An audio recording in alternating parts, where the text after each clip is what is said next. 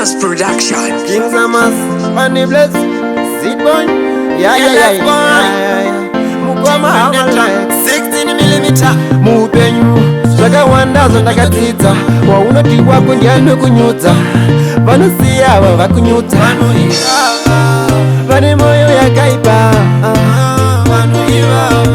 Chavaningwa Chida kukunyuta, Vanopara Paunotata,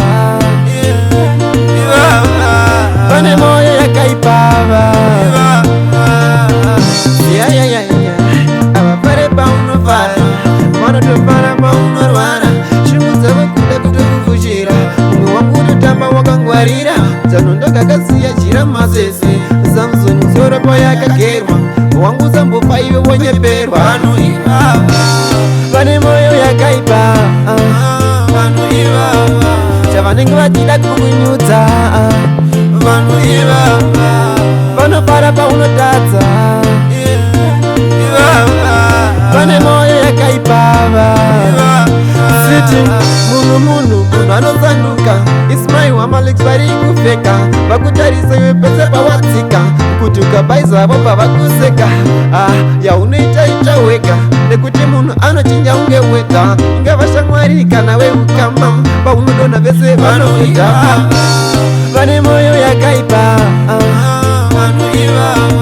Chavaningwa Chida kukunyuta, Vanopara Paunotata,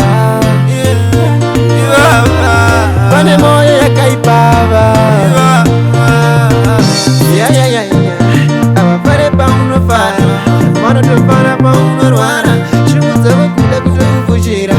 Wakudu Wakangwarira, Zanondoka Kasia Jira Masese, Samson Zora Poyaka Kerma, Wangu Zambo Paiwe Wanyeperwa, Vanemoyo ya Kaipa, Chavaningwa Chida kukunyuta, Vanopara Paunotata,